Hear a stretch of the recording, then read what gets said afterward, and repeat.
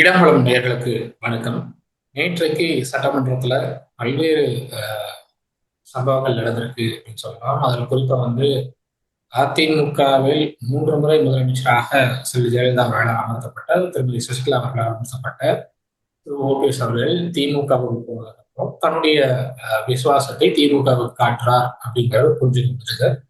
ஆனா செல்வி ஜெயலலிதா இருந்தவரை திரு கருணாநிதி அவர்களை கருணாநிதி என்று விமர்சனம் செய்த ஓபிஎஸ் அவர்கள் இன்றைக்கு திடீர்னு திமுக போயிட்டு கருணாநிதி அப்படிங்கிற அந்த பெயரையே நீங்க உச்சரிக்க கூடாது, கலைஞர்னு தான் சொல்லணும் அப்படின்னு சொல்லி ஒரு சர்ச்சை சட்டமன்றத்தில் ஏற்படுத்தி இருக்கிறார் அப்படிங்கிறத பார்க்க முடியுது.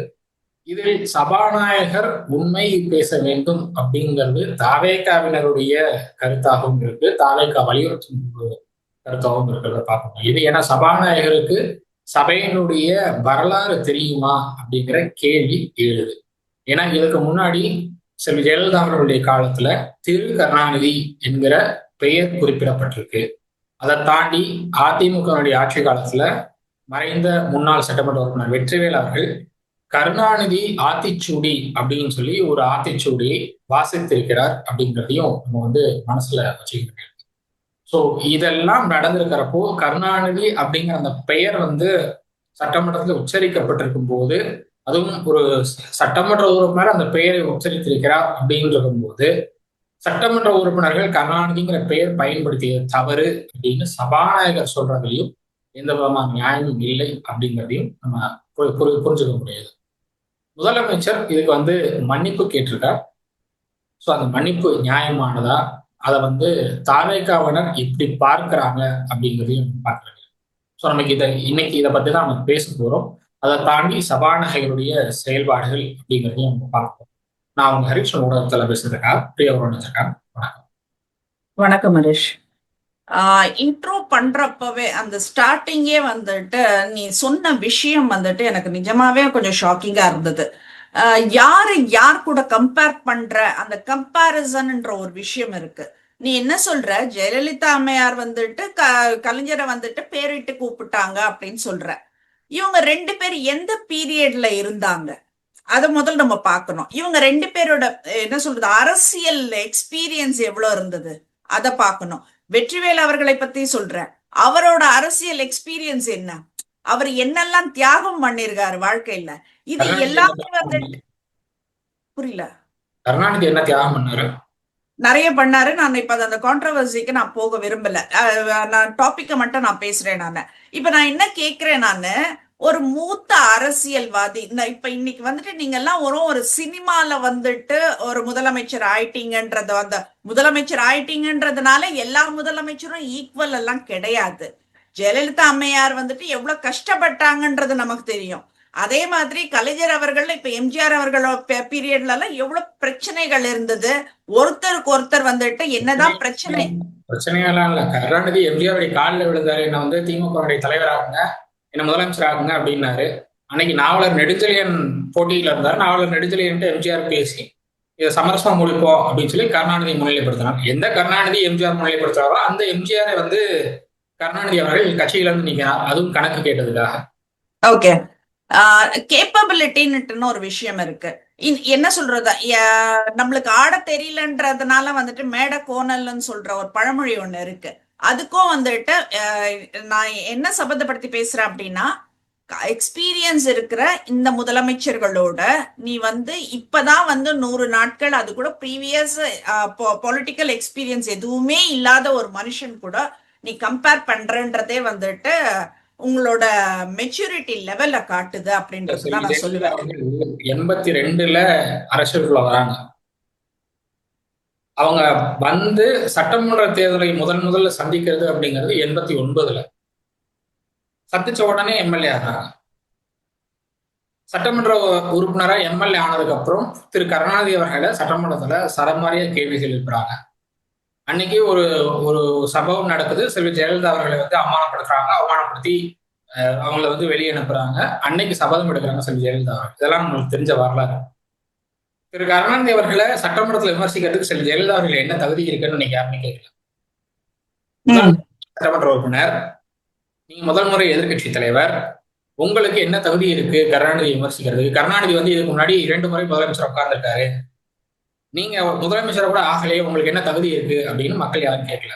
ஸ்ட்ரெயிட்டா கேட்க மாட்டாங்க. அவர்களே முதலமைச்சர் அமர வச்சாங்க. அதுதான் தமிழ் மக்கள் வந்து ஒருத்தரை ஏத்துட்டாங்க அப்படின்னா நீங்க அவங்க முதலமைச்சர் தான் ஏத்துக்கணும். உங்களுக்கு என்ன தகுதி இருக்கு, நீங்க எப்படி விமர்சிக்கலாம்? இவங்க வந்து இத்தனை வருஷம் அரசியல இருந்து குடும்பத்திற்காக சொத்து சேர்த்தது தவிர கருணாநிதி செஞ்ச சாதனைகள் என்ன? இல்ல, don't deviate the subject. அதாவது Don't deviate the subject. இல்ல டீவியேஷன்லாம் இல்ல.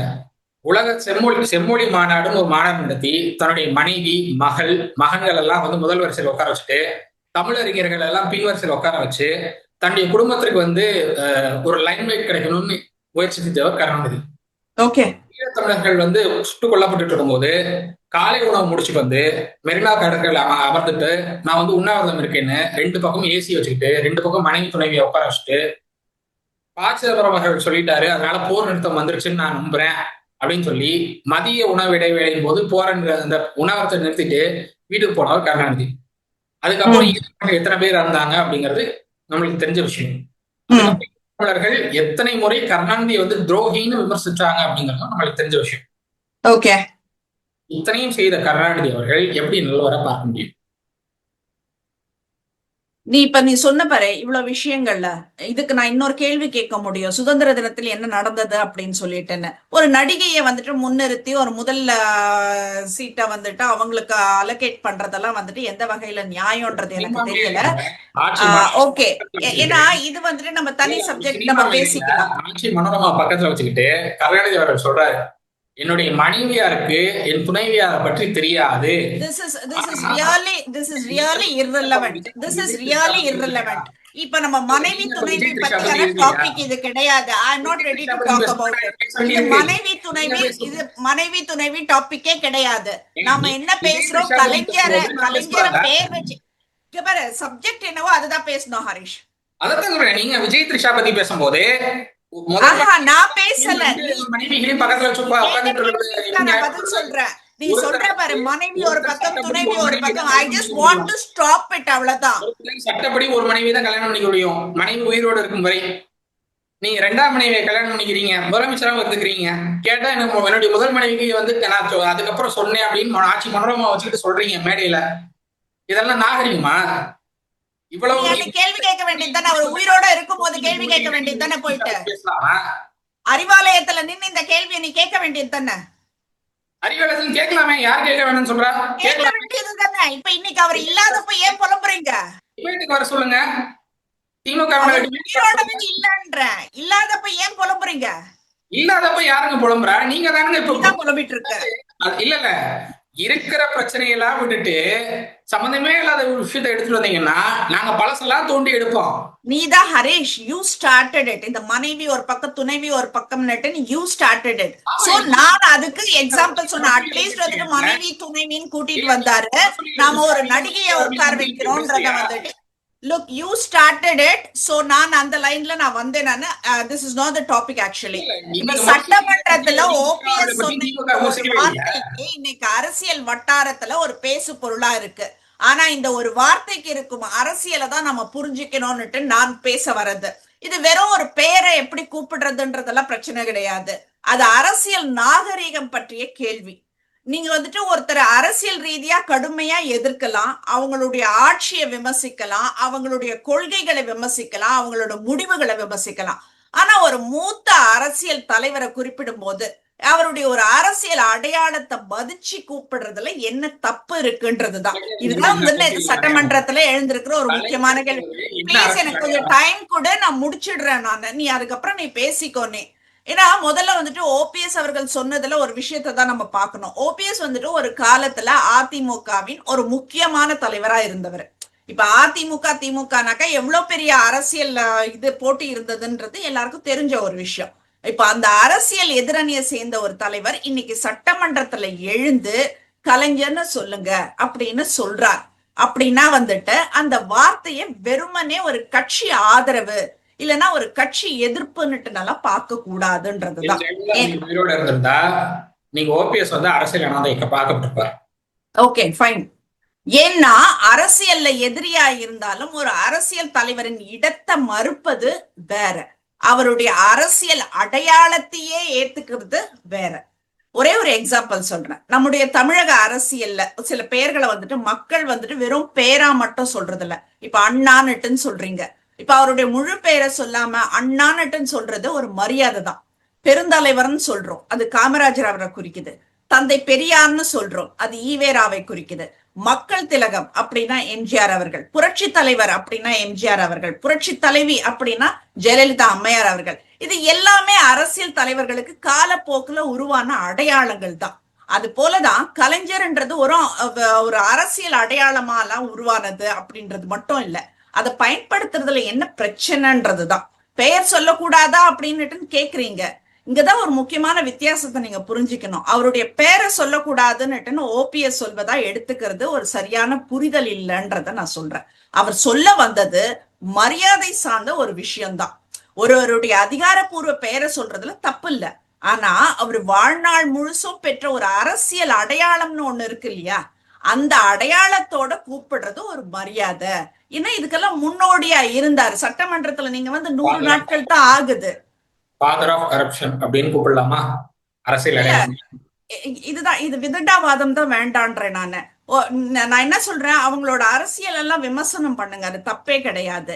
100 நாள் வந்த நீங்க, அதுவும் சினிமா போஸ்டருங்க எல்லாம் ஒட்டிட்டு வந்த நீங்க, சினிமால என்ன கொடுத்தீங்க மக்களுக்கு? அது எவ்வளவு அருவருப்பான காட்சிகள் எல்லாம் இருக்கு. அந்த மாதிரி ஒரு சினிமாவை கொடுத்தமா நீங்க சட்டமன்றத்துல உட்கார்ந்து ஒரு அரசியல் பண்றப்போ எவ்வளவு பெரிய ஜாம்பவான்கள் எல்லாம் உட்கார்ந்த இடம் அது. அந்த இடத்துல ஒருத்தர் மரியாதையோட சொல்றதுல என்ன தப்பு? இப்ப பேராசிரியர்னு மரியாதையோட சொல்றோம் அப்படின்னாக்கா அவருடைய பெயர் இதுதானா அப்படின்னு கேட்பீங்களா?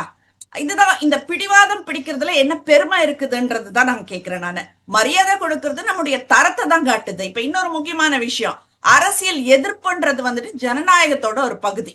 ஆனா அரசியல் எதிர்ப்பை தனிப்பட்ட அவமரியாதையா மாத்தக்கூடாதுன்றதுதான் நான் சொல்றேன். இதுதான் சட்டமன்றத்தோட அடிப்படை அரசியல் நாகரீகம்ன்றத நான் சொல்றேன். நீங்க மன்னிப்பு கேக்குறீங்க, மன்னிப்பு கேட்காம போறீங்க, அதெல்லாம் உங்களோட பிரச்சனை. இவர் என்ன சொன்னாரு, கலைஞர்னு கூப்பிடலாமே அப்படின்றதுதான் சொன்னாரே தவிர இல்ல நீ இப்படிதான் கூப்பிடணும்னுட்டுன்னா அவர் ஒன்னும் சட்டம் இயற்றல. ஏன்னா இது இப்ப இன்னைக்கு நீங்க உட்கார்ந்து இருக்கீங்க, இப்ப இன்னும் எத்தனை நாள் உட்காருவீங்கன்றது தெரியாது. அடுத்த ஆட்சி மாறும்போது அதே மாதிரி இப்போ நீ என்ன சொல்றது, நீ அக்செப்ட் பண்ணிப்பியா இல்லையான்றது எனக்கு தெரியாது. குட்டி குட்டி பசங்க எல்லாம் சினிமா பாக்குறப்போ அந்த சினிமால என்ன சொல்லுவாங்க அப்படின்னா, இது ஒரு டிவில இமான் அண்ணாச்சி குட்டி சுட்டீஸ் எல்லாம் ஒரு ப்ரோக்ராம் நடத்திட்டு இருக்கும் போது அதுலயே அவர் திருத்தி விட்டாரு. பசங்க என்ன சொல்ற, டே விஜய் வராண்டா அப்படின்றதுதான் சொல்லுவாங்க. என்ன சொல்றது, நீங்க உட்கார்ந்து இப்ப சொல்லி கொடுத்துட்டு இருக்கீங்க பாரு விஜய் மாமான்னுட்டு நல்லா, அதெல்லாம் குழந்தைங்களுக்கு அந்த படம் பாக்குறப்பெல்லாம் வராது. ஏன்னா அந்த ஒரு 7 வயசோ 8 வயசு பையனும் ரஜினி அவர்களை அவன் தான் சொன்னது அந்த ப்ரோக்ராம்ல. அப்ப இமான் அண்ணாச்சி அதை கரெக்ட் பண்ணாரு, அப்படி சொல்லக்கூடாது அவருன்னு சொன்ன, அவர் எவ்வளவு பெரியவர் அப்படின்றது. சோ நீங்க வந்த பாதைகள் வேற, இவங்க வந்த பாதைகள் வேற. ஒரு பூம்புகார வச்சு எவ்வளோ ஒரு கண்ணகியும் மாதவியும் இன்னைக்கு வரைக்கும் வாழ்ந்துட்டு இருக்காங்கன்றதெல்லாம் வேற. இப்ப நான் அவங்கள பத்தி பெருமை பேசுறதுக்கு உட்காரல, நானு ஒரு கட்சிக்கு சார்பா பேசுறதுக்கு நான் உட்காரல. நீங்க 100 நாள்ல ஒரு சினிமா போஸ்டர் ஓட்டிட்டு வந்த அந்த 100 நாள்ல இவ்வளவு பெரிய அரசியல் பண்ண நீங்க எவ்வளவு விமர்சனங்கள் வேணாவை, நல்லதே அந்த மனுஷன் எதுவுமே பண்ணலையான்றதுதான் ஒரு கேள்வி. அந்த மாதிரி என்ன கருணாநிதி அவர்கள் அப்படின்னுட்டு சொல்றதுக்கு கலைஞர் அவர்கள்னு சொல்லிட்டா என்ன ஆகுதுன்றதுதான் கேள்வி. இப்போ அவரை பத்தி நீங்க பேசுறப்போ கலைஞர் அப்படின்னு சொன்னாக்கா நிறைய பேரு நாங்க ஃப்ரீயா பஸ்ல போயிட்டு படிச்சுட்டு வந்ததுக்கு அவர் காரணம் சொல்றாங்க. இது நான் பெருமை பேசுறதுக்கான இது எபிசோட் கிடையாது. சோ நான் அதை பேசல. கலைஞர்னு சொல்றதுல என்ன தப்பு இருக்கு? நீ மன்னிப்பு கேட்கறதெல்லாம் அதை நான் தப்பு ரைட்டுன்றத நான் சொல்றதுக்கு வரல. பட் ஸ்டில் ஒரு பேசிக் மேனஸ், ஒரு டெக்கோரம் இருக்கணும் அப்படின்றதுதான் நாங்க எக்ஸ்பெக்ட் பண்றோம். இப்ப நீ சொல்ல ஹரிஷ். நீங்க கலைஞர்னு கூப்பிடுங்க, இல்ல தைரோட தாத்தான்னு கூப்பிடுங்க, இல்ல தைரோட பிரியர் மது பிரியர் மாதிரி தைரோட பிரியர்னு கூப்பிடுங்க, இல்ல சமாதிக்குள்ள இருந்து எழுந்து முரசொலி படிப்பவர்னு கூட சொல்லுங்க. அதெல்லாம் உங்களுடைய யூ கோ டு சுடுகாடு, வை மீ? நீங்க சுடுகாட்டுக்கு போங்க நைட்டு 12 மணிக்கு. நான் ஏன் போனோம்? எனக்கு கருணாநிதி பிடிக்காது, நான் அப்படிதான் கூப்பிடுவேன். அதை திருத்த சொல்றதுக்கு நீ யாரு? என்னுடைய விருப்பம். நான் எப்படி கூப்பிடுறேன்னா அது என்னுடைய விருப்பம். நீ யாரு திருத்த சொல்றதுக்கு? திரு கருணாநிதினு சொன்னா என்ன, கருணாநிதினு சொன்னா என்ன, இல்ல அது ஏன் சாரி கேட்ட கரப்ஷன் சொன்னா என்ன, எல்லாமே ஒண்ணுதானே. Karunanidhi father of corruption. அதுக்கு எதுக்கு சர்க்காரிய கமிஷன் அறிக்கைப்படி அவர் வந்து விஞ்ஞான ஊழல் செய்தவர் இல்லன்னு மறக்க முடியுமா? Is a father of corruption. father of corruption தான் சொல்லுவாங்க.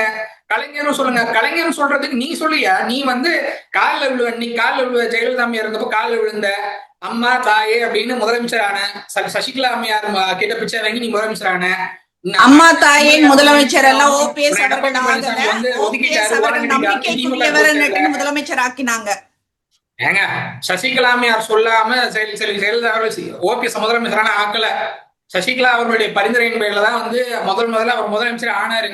அதனாலதான் டிடிவி தினகரன் தேனியில வந்து போட்டி போட வைக்கும் போது ஓபிஎஸ் வந்து பொறுப்புல உட்கார வச்சாங்க. டிடிவி தினகரனுக்கு வேலை பாருங்கன்னு. அதுக்கு வேலை பார்த்ததுக்கு எப்படி இருக்கு தெரியுமா? இல்ல நான் ஒரு காமெடி மட்டும் நான் இது எனக்கு சிரிக்கணும்னு தோணுது, நான் சிரிச்சுக்கிறேன். ஏன்னா நீ சொல்ற பாரு, சசிகலா அம்மையார் சொல்லிதான் வந்துட்டு ஓபிஎஸ் அவர்களை நியமிச்சாங்க அப்படின்னு சொல்லிட்டுன்னு. ஜெயலலிதா அம்மையாருக்கு அறிவுரை சொல்லி அந்த என்ன சொல்றது முதலமைச்சரா நியமனம் பண்ணின ஓபிஎஸ் அவர்கள் ஜெயலலிதா அம்மையார் கேட்டதுக்கு அப்புறம் திருப்பி கொடுத்துட்டு போற அளவுக்கு வந்துட்டு ஒருத்தர் கை காட்டுற சசிகலா அம்மையாருக்கு தான் ஒருத்தரை வந்துட்டு நியமிக்கும் போது எங்க தவறுதல் நடந்துச்சு அப்படின்றது வந்துட்டு ஒரு கேள்வியே நான் வைக்கிறேன். நான் அதான் சொல்றேன். அவங்க ஒருத்தரை நியமிக்கிறாங்கிறப்போ ஓபிஎஸ் நியமிக்கும் போது சசிகலா இங்கதான் இருந்தாங்க. சரிங்களா? அவங்க வந்து இந்த கலர் டிவி வழக்கு நடக்கும் போதும் சரி, அதே மாதிரி டான்சி வழக்கு நடக்கும் போதும் சரி, அவங்க வந்து சிறைப்படுத்தப்பட்டது தமிழ்நாட்டுல. எங்கேயோ கர்நாடகால இல்ல, அடுத்த மாநிலத்துல இல்ல, தமிழ்நாட்டுல சிறைப்படுத்தப்பட்டு இங்க வந்து அவங்க வந்து தண்டனை பெற்றிருக்கும் போது ஒரு முதலமைச்சர் அவங்க சைட்ல இருந்து தேர்வு பண்றாங்க. அதுவும் குறிப்பா அவங்களுடைய சமூகத்துல இருந்து தேர்வு பண்றாங்க. நான் அதை தெளிவா குறிப்பிடுறேன். அவங்களுடைய சமூகத்துல இருந்து தேர்வு பண்றாங்க. இன்னைக்கு அந்த சமூகத்தை வேண்டாம், அந்த சமூகத்துடைய தலைவர்கள் வேண்டாம்னு எடப்பாடி பழனிசாமி உங்களை புறக்கணிச்சு தூக்கி வெளியில போட்டாருனால செங்கோட்டையன் மாதிரி நீங்க வந்து தாவேகாக்கு போய் திமுக எதிர்ப்பை கூட காட்டியிருக்கலாம். செங்கோட்டையன் எவ்வளவோ பரவாயில்ல ஓபிஎஸ்க்கு. திமுக எதிர்ப்பு அதுதான் வந்து அதிமுகவுடைய உயிர் அப்படின்னு சொல்லி அதிமுக இருக்கிற சூழல்ல நீங்க போய் ஸ்டாலினுடைய காலில் விழுந்து உதயநிதிக்கு நான் கழிவு கூட விடுறதுக்கு தயாரு, எனக்கு எம்எல்ஏ போஸ்டிங் கிடைச்சா போதும்னு நீங்க போய் உட்காந்துருக்கீங்களே. இதை விட ஜெயலலிதா அவர்களுக்கு பெரிய துரோகம் எதுவும் இருக்கா? இல்ல இதை விட ஜெயலலிதா அம்மையார் இருக்கும் போது நடக்குதா இந்த விஷயம்? இல்ல இல்ல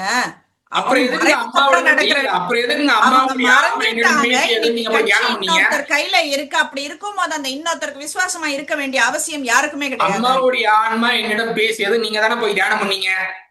பண்ணோம். அம்மாவுடைய ஆன்மா தெரியாது. இதெல்லாம் துரோகம் கிடையாது. இதெல்லாம் துரோகம் கிடையாது. அந்த அம்மா உயிரோட இருந்து கட்சி மாறி இருந்தாருன்னா நீ சொல்றது வேணா நான் அக்செப்ட் பண்ணிக்கிறேன். என்னடா அன்னைக்கு ஒண்ணு பேசினாரு இன்னைக்கு ஒண்ணு பேசுறாருன்னா, அந்த அம்மா உயிரோட இல்ல. அப்படி இருக்கும் போது அவர் மறைவுக்கு அப்புறம் நான் அன்னைக்கு சொல்லிட்டேன்றதுக்காக உட்கார்ந்துட்டு இருக்க முடியுமா? யாரு என்ன அட்டூழியம் பண்ணாலும் வார்த்தை கொடுக்கும் போது அதை காப்பாத்துறதுதான் முக்கியம். அந்த அம்மாவுக்கு விசுவாசமா தான் இருக்கிறேன்னு சொன்னாரே தவிர இருக்கிற எல்லாருக்கும் விசுவாசமா இருக்கிறேன்னு அவர் சொல்லவே கிடையாது. அம்மா உள்ள வரை அம்மாவுக்கு நான் விசுவாசியாக இருந்தேன். அதன் பிறகு அதிமுகவை வழி நடத்தி அதிமுகவினருக்கு நான் விசுவாசமாக இருப்பேன்னு 2019 நாடாளுமன்ற தேர்தலில் தன் மகனுக்காக பிரச்சாரம் பண்ணும்போது பேசினாரு. இல்லன்னு அவர் சொல்லுவாரு. பண்ணாருப்பா, அதிமுகல தன்னை தக்க வச்சுக்க ஃபைட் பண்ணாரு. அது ஒர்க் அவுட் ஆகல. அதனால தன்னோட அரசியல் வாழ்க்கையே வந்துட்டு நிர்மூலமாக்கிக்கலாம் முடியாது. அதிமுக தன்னுடைய இடத்தை தக்க வைக்கிறதுக்கும் அதிமுகவினருக்கு நான் விசுவாசமாக இருப்பேன்னு சொல்றதுக்கும் வித்தியாசம் இருக்கு. அதிமுகவினருக்கு நான் விசுவாசமாக இருப்பேன். நீ 3 முறை முதலமைச்சராக்கிய இயக்கம் அதிமுக. என்னை இந்த இடத்துக்கு கொண்டு வந்து நிறுத்திய இயக்கம் அதிமுக. என்னை இவ்வளவு வளர்த்து விட்ட இயக்கம் அதிமுகன்னு அதிமுகவுக்கு நான் விசுவாசமாக இருப்பேன், அதிமுகவினருக்கு நான் விசுவாசமாக இருக்கேன், என் உயிர் உள்ளவரை அதிமுகவில் தான் தொடருவேன்னு தன்னுடைய மகன் ஓபி ரவீந்திரநாத்துக்காக பிரச்சாரம் பண்ணும்போது 2019 பேசினாரு. அதுக்கான வீடியோ ப்ரூஃப் இருக்கு. அன்னைக்கு ஸ்டார் பேச்சாளருக்கு நான் அதிமுக ஸ்டார் பேச்சாளருக்கு என்ன பேசணுங்கிற எழுதி கொடுத்தது நான், அங்க கூடவே இருந்தது நான். ஓபிஎஸ் என்ன பேசினாருன்னு எனக்கு நல்லா தெரியும். அதை வீடியோவும் எடுத்து வச்சிருக்கேன். இவ்வளவும் செஞ்சுட்டு நீங்க வந்து அதிமுகவுக்கு நான் உயிருள்ளவரை அதிமுகவில் இருப்பேன், உயிருள்ளவரை அதிமுக விசுவாசமாக இருப்பேன் அப்படின்னு சொல்லிட்டு அதிமுகவுடைய கருணாநிதி எதிர்ப்பை அதிமுக திமுக எதிர்ப்பை கைவிட்டுட்டு இன்னைக்கு திமுக போய் உட்காந்துட்டு இந்த பக்கம் இருந்தப்போ கருணாநிதி ஒரு துரோகி, கருணாநிதி ஒரு தேச விரோதி அப்படின்னு பேசிட்டு அந்த பக்கம் போயிட்டு எந்த இடத்துல இருக்கிறோமோ அந்த கருணாநிதி மேல எனக்கு பற்று இருக்குன்னு பேசுறது எவ்வளவு பெரிய அவமானம் இல்லையா? அந்த இடத்துல இருக்கிற மாதிரி தான் பேசணும். நீ இன்னொரு விஷயம் சொல்ற, நீ எழுதி கொடுத்த ஸ்கிரிப்ட்னு சொல்ற. அப்ப நீ எழுதி கொடுத்த உன்னோட எழுத்து வந்துட்டு அவர் எப்படி அவர் தன்னோட எழுத்தை எடுத்துக்க முடியும்? பேசினாரு, அவ்வளவுதான். நீங்க ட்விஸ்ட் பண்றீங்க நான் சொல்றத. நான் ஸ்டார் பேச்சாளருக்கு எழுதி கொடுத்தேன்னு சொன்னேன், ஓபிஎஸ்க்கு எழுதி கொடுக்கல. ஸ்டார் பேச்சாளருக்கு எழுதி கொடுத்தேன். ஒரு சினிமா ஆக்டருக்கு நான் எழுதி கொடுத்தேன் என்ன பேசணுங்கிறத. ஏன்னா திமுக எதிர்ப்புல அன்னைக்கு நான் இருந்தேன். அன்னைக்கு என்ன பேசணுங்கிறத எல்லாம் நான் அவருக்கு எழுதி கொடுத்தேன். பழைய திமுக ஆட்சியில அந்த கணக்கு வழக்குகள்ல இருந்து எல்லா விவகாரங்களையும் நான் சேகரிச்சு வச்சிருந்தேன். அதெல்லாம் இவருக்கு எழுதி கொடுத்து நீங்க பேசுங்க பேசுங்க பேசுங்கன்னு அவருக்கு எழுதி அனுப்புனேனே தவிர. இன்னொரு விஷயம், எந்த கட்சிக்கு போனாலும் அந்த கட்சிக்கு விசுவாசத்தோட இருக்கணும்ன்றதுதான் நம்ம கத்துக்கிற பாடமா இருக்கணும். இன்னொரு கட்சியில உட்கார்ந்துட்டு இந்த கட்சியோட தலைவரோட போட்டோவை நம்ம வச்சுக்கிறது பெருமை கிடையாது. அமாவாசை மாதிரி அது அவங்க சௌகரியம். ஹரேஷ், இத நான் என்ன சொல்றேன், இது நாகரிக அரசியல் கிடையாதுங்க. இதுக்கு பேர் வேறங்க. இது நாகரிக அரசியல பார்க்கக்கூடாது. உங்களுக்கு தேவைன்னா இஷ்டத்துக்கு நீங்க எப்படி வேணாலும் உங்களுடைய கொள்கையை மாத்திக்குவீங்க, உங்களுடைய தலைவரை மாத்திக்குவீங்கன்னா அது என்ன மாதிரியான அரசியல்? இந்த அரசியலை தான் நீங்க மக்களுக்கு நீங்க போதிக்கிறீங்களா? இந்த அரசியலை தான் நீங்க மக்கள் காட்ட விரும்புறீங்களா? இல்ல, இப்போ ஒரு நாஞ்சில் சம்பத் அவர்களே ஒரு எக்ஸாம்பிள் எடுத்துக்கங்க. அவரு அமமுக விலகனத்துக்கு ஒரு காரணம் என்ன சொன்னார்னா, அதுல திராவிடம் இல்லைன்னு சொன்னாரு. இன்னைக்கு தாவேக்கால என்ன திராவிடம் இருக்குன்னுட்டு போய் அவர் சேர்ந்திருக்காரு. இதெல்லாமே கேள்வி தானே. தாவேக்கா திமுக எதிர்ப்புல இருக்கு. அது ஒண்ணுதானா? பெரியார கொண்டாடுறாங்க. நீங்க அதாவது அறிவாலயத்துல பெரியாருடைய சிலையே இல்ல, ஆனா நாங்கதான் பெரியாருடைய கொள்கை பேரன்கள்னு சொல்லிட்டு இருக்கீங்க. தாவே கலவலத்தையாவது பெரியார் சிலை இருக்கு. அவங்க பெரியார் தன்னுடைய கொள்கை தலைவர்கள்ல ஒன்னா வச்சிருக்காங்க. அப்படி இருக்கிறப்போ திராவிட கட்சிகள்ல ஒண்ணுதான் தாவேக்கா எல்லாம் வச்சிருக்கிறாங்க, எல்லாம் சொல்றாங்க. ஆனா ஹிஸ்டரி பேசக்கூடாது அப்படின்னுட்டு மட்டும் பேசுவாங்க. ஏன்னா ஹிஸ்டரியில இவங்க எல்லாம் இருக்காங்கல்ல, அதனால ஹிஸ்டரி பேசக்கூடாது. நீங்க ஹிஸ்டரி பேசுங்க, தப்பே இல்ல. நீங்க ஹிஸ்டரி பேசணுங்கிறதுக்காக உங்க ஹிஸ்டரியில எப்படி சொல்லியிருக்கோ அப்படிதான் உங்க தலைவர்களை கூப்பிடணும்னா அடுத்தவங்களுக்கு நீங்க அட்வைஸ் பண்ணாதீங்கன்னு சொல்றோம்.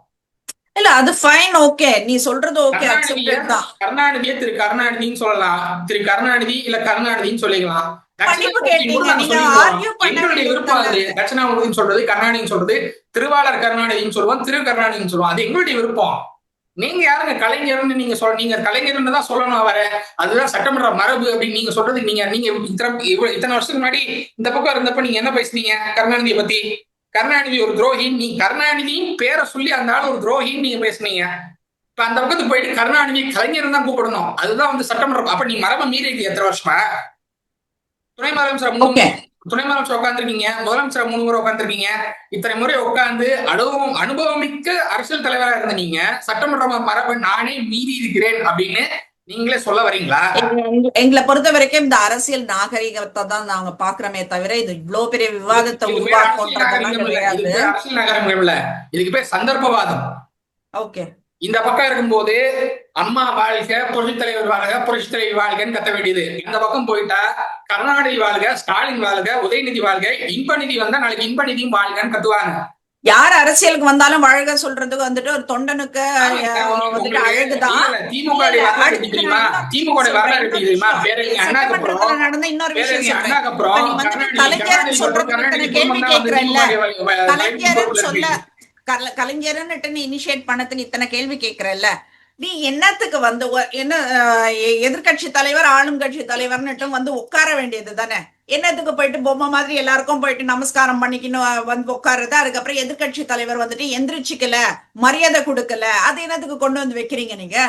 உங்களை யாரு முதல்ல உங்களை விட வயதானவர் எடப்பாடி பழனிசாமி, அவர் எந்திரிச்சு வணக்கம் வைக்கிறார்.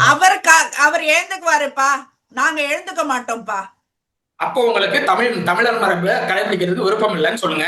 எப்படி அது? அப்ப கலைஞர்னு சொல்றதெல்லாம் மரபுன்றத அக்செப்ட் பண்ண மாட்டேங்கிற, இது மட்டும் மரபு வருமா? கலைஞருங்கிறது அரசியல் ரீதியான பட்டமா? இங்க பாரு, நீ முதல் வந்தன்னா உன் சீட்ல போய் உட்காரு. உனக்கு வேண்டப்பட்டவங்களுக்கு நீ ஹலோ சொல்றியா, ஹாய் சொல்றியா? இல்ல கலைஞருங்கிறது அரசியல் ரீதியான பட்டமா? அந்த கலைஞருங்கிற பட்டத்தை யார் கொடுத்தாங்க? கலைஞருங்கிற பட்டத்தை இது வெறும் அரசியல் பட்டம்னுட்டுனெல்லாம் பார்க்க முடியாது. கலைஞர்ன்றது அடையாளம் வந்துட்டு அவரோட எழுத்து, நாடகம், திரைப்பட வசனம், பேச்சு, அரசியல் செயல்பாடு இதெல்லாம் இணைஞ்சு வளர்ந்ததுதான். அத முதல்ல அரசியல்வாதியா மட்டுமே அறியப்படலன்றதுதான். எழுத்தாளரா, வசனகர்த்தாவா, பேச்சாளரா, ஒரு கவிஞரா, ஒரு பத்திரிகையாளரா, ஒரு அரசியல்வாதியா, ஒரு முதலமைச்சரா, ஒரு திமுக தலைவரா, இப்படி பல அடையாளங்களை ஒன்னா இணைஞ்சதாலதான் கலைஞர்ன்ற பெயர் அவருக்கு அரசியல் பண்பாட்டு அடையாளமா மாறுச்சுன்றதுதான் விஷயமே. இல்ல, கருணாநிதிக்கு கலைஞருங்கிற பட்டம் கொடுத்தது பட்டுக்கோட்டை அழகிரி, சரிங்களா? பட்டுக்கோட்டை அழகிரி தான் கருணாநிதிக்கு கலைஞர் பட்டம் கொடுத்தாரு. ஏன் கொடுத்தாரு? தூக்கு மேடைங்கிற நாடகத்தை பார்த்துட்டு கலைஞருங்கிற பட்டத்தை கொடுத்தேன் அப்படின்னு சொல்லி அவர் சொல்றாரு. சினிமா, அதாவது சினிமா நாடகம் இதுல கோலோச் செய்ததற்காக கலைஞர்னு கொடுத்தேன்னு சொல்றாரு. நீங்க ஆரம்பத்துல நீங்க தான் சொன்னீங்க, அரசியல் ரீதியா என்ன பேர் இருக்கோ அப்படிதான் அழைக்கணுங்கிறீங்க. அரசியல் ரீதியான பட்டமே கிடையாது கலைஞருங்கிறது. அப்புறம் எதுக்கு சட்டமன்றத்துல அது சொல்லணும்? இல்ல, நீ சொல்றது வந்துட்டு பட்டுக்கோட்டை அவர் சொன்னாருன்றத அது வேற. இப்ப நான் இவ்வளவு விளக்கம் கொடுத்திருக்கேனே, இதனாலதான் கலைஞர்ன்ற அறியப்பட்டாருன்றதா சொல்றேன். இன்னொரு விஷயம் அவருடைய அரசியல் வாழ்க்கை வந்துட்டு பல தசாப்தங்களை தாண்டுச்சு. 1950 நான் சொல்றேன் 1957 பாயிண்ட்ஸ் எல்லாம் போயிடும். ஒருத்தர் பேசும்போது பேசவாச்சு விடுங்க. 1957 சட்டமன்ற உறுப்பினரா தொடங்கி 5 முறை தமிழ்நாட்டோட முதலமைச்சரா பணியாற்றியவர் அவர். அதனால கலைஞர்ன்ற அந்த ஒரு சொல் அவருடைய வாழ்க்கையோட இணைஞ்ச ஒரு அடையாளம்ன்றதுல வந்துட்டு சந்தேகம் இல்லைன்ற ஒரு தேர்தலை பயந்து கொண்டு சந்திக்கவே இல்லை அப்படிங்கிற வரலாற்றையும் சேர்த்துக்கோங்க. ஓகே ஓகே, அதையும் சேர்த்துக்கிறேன் நான், பரவாயில்ல. ஒருவரை மதிப்பது அப்படின்னாக்கா அவருடைய அரசியலை ஏத்துக்கிறதால அர்த்தம் கிடையாது. இததான் நம்ம தெளிவா புரிஞ்சுக்க வேண்டிய விஷயம். சோ இத என்னத்துக்கு இவ்வளவு பெரிய கான்ட்ரவர்சி ஆக்குறீங்கன்றதுதான் எனக்கு சத்தியமா கிடையாது. சட்டமன்றத்துல எங்களுக்கு விருப்பமான பேர்கள் நாங்க சொல்றோம். அவர் பேர் கருணாநிதி தானே. கருணாநிதிங்கிற பேர் என்ன கெட்ட பேரா இல்ல அது என்ன கெட்ட வார்த்தையா? கருணாநிதிங்கிற வார்த்தை கெட்ட வார்த்தை. பார்லிமெண்டரி டெக்கோரம்னு ஒண்ணு இருக்கு. கருணாநிதிங்கிற வார்த்தை கெட்ட வார்த்தையா? கெட்ட வார்த்தை நாங்க சொல்லல. கெட்ட வார்த்தைன்னு சொல்லுங்க, நாங்க சொல்லல. இல்ல, நீ என்ன வேணா சொல்லிட்டு பாதிக்கே மன்னிப்பு கேட்டன்றதுதான் நாங்க கேக்குறோம். நீங்க அதாவது முதலமைச்சர் மன்னிப்பு கேட்டாருங்கிறது எனக்கு உடன்பாடு இல்ல. எனக்கு உடன்பாடு. மன்னிப்பு கேட்டீங்க, அப்ப மன்னிப்பு கேட்டாக்க நீங்க தப்பு பண்ணிருக்கீங்க. அவர் ஏதோ பெருந்தன்மையா மன்னிப்பு கேட்டுட்டா நம்மள நம்ம பெருந்தன்மையா இருக்கோம் அப்படின்னு நினைச்சுக்குவாங்கன்னு நினைக்கிறாரு. சபாநாயகர் ஐயோ, சபாநாயகர் பண்ற கூத்து இருக்கு. உண்மையும் சொல்ல மாட்டாரு. 2 நாளைக்கு முன்னாடி சபாநாயகர் அந்த பாராட்டுன இல்லங்க, சபாநாயகர் பண்ற கூத்து ஜாஸ்தியா இருக்கு. நான் ஒண்ணு சொல்லவா? சபாநாயகர் ஒரு அட்வைஸ் பண்றேன். நீங்க இந்த முதலமைச்சர் உட்கார வச்சுக்கோங்க, 2 அமைச்சர்கள் உட்கார வச்சுக்கோங்க, திமுக அத்தனை சட்டமன்ற உறுப்பினர்கள் உட்கார வச்சுட்டு, திமுக பேசினார அவை குறிப்பில் வச்சுட்டு, முதலமைச்சர் பேசுறத அவை குறிப்பில் வச்சுட்டு, மத்த எல்லாத்தையும் அவை குறிப்பில் நீக்கிறேன்னு அறிவிச்சுட்டு நீங்களும் வீட்டுக்கு போயிடுங்க, எல்லாரும் வீட்டுக்கு போயிடுவாங்க. அதான் இப்போ சட்டமன்றத்துல தாவேக்காவினர் என்ன தெரியுமா பண்றாங்க? அந்த என்ன ஒரு டாபிக்கோ எதுக்காக அந்த ஒரு பேச்சு ஆரம்பிக்கிறோமோ அது இல்லாம மத்த எல்லாத்தையும் பேசுறதுனாலதான் அவை குறிப்புல இருந்து நீக்கிறாங்க. இப்ப நீ தாவேக்கால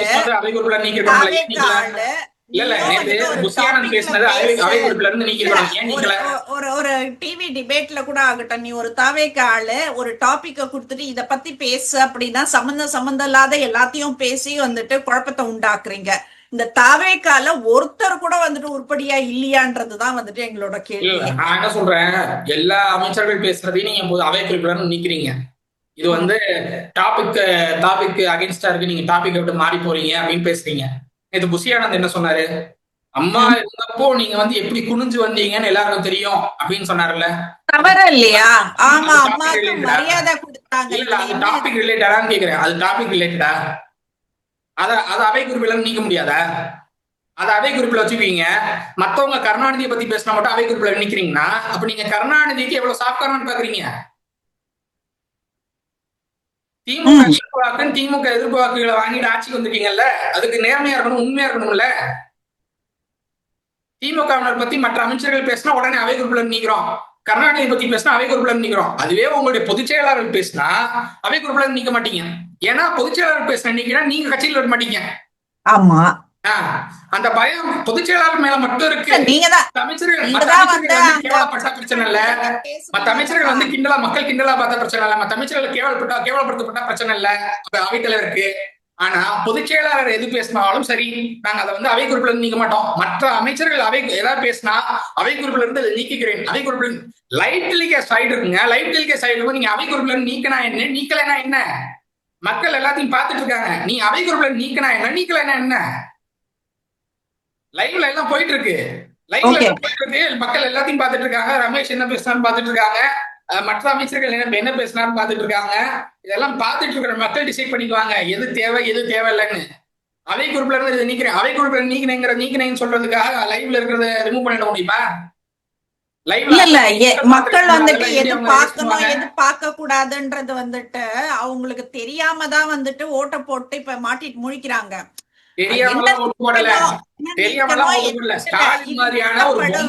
சட்டமன்றத்துக்கு இந்த வார்த்தை நீக்கப்படும், சட்டமன்றத்தில் இந்த வாக்கியம் நீக்கப்படும் அப்படின்னு ஒரு சபாநாயகர் சொல்லும் போது ஓஹோ இது சட்டமன்றத்துல இதெல்லாம் பேசக்கூடாது போல இருக்குன்னுட்டுன்னு மக்கள், ஏன்னா இப்ப சட்டமன்றத்தை புதுசா பாக்குற மக்களுக்கு அது புரிய வரும். அவ்வளவுதான். கிடையாது. ஸ்டாலின் மாதிரி ஒரு பொம்மை முதலமைச்சர் எங்களுக்கு வேண்டவே வேணாம் அப்படின்னு ஒரு முடிவு பண்ணிதான் மக்கள் தமிழக அரசு தேர்ந்தெடுத்திருக்காங்க.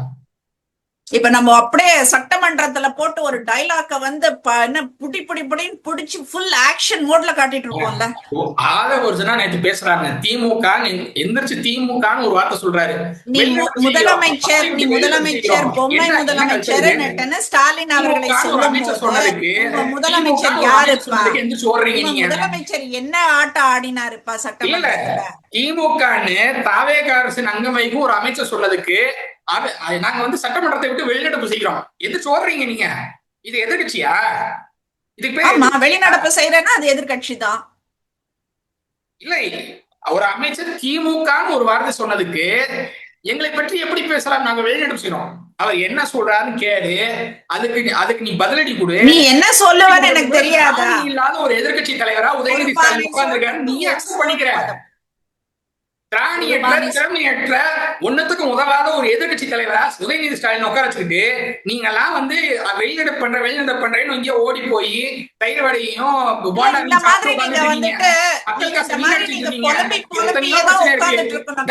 செந்தில் பாலாஜி பேரை சொல்லிட்டு புதுக்கோட்டையில ஒரு சோலார் கம்பெனி வந்து செந்தில் பாலாஜி பேரை சொல்லி விவசாயிகளுடைய நிலத்தை வந்து அபகரிச்சிட்டு இருக்காங்க. இன்னைக்கு கம்யூனிஸ்ட் பார்ட்டி இன்னைக்கு போராட்டம் பண்றாங்க புதுக்கோட்டையில. அதை பத்தி பேச தைரியம் வந்தா எதிர்கட்சி உதயநிதி ஸ்டாலின் பேச சொல்லுங்க. செந்தில் பாலாஜி எதிர்த்து பேசுவாங்க. ஒரே கட்சியில இருக்கிறவங்களை எதிர்த்து பேசுவாங்க. இது என்ன சொல்றது? அறிவார்ந்த ஒரு இதுவாவே இல்லையே இது. சொந்த கட்சிக்காரனை எதிர்த்து பேசுன்னு நடக்காங்க. எனக்கு புரியல.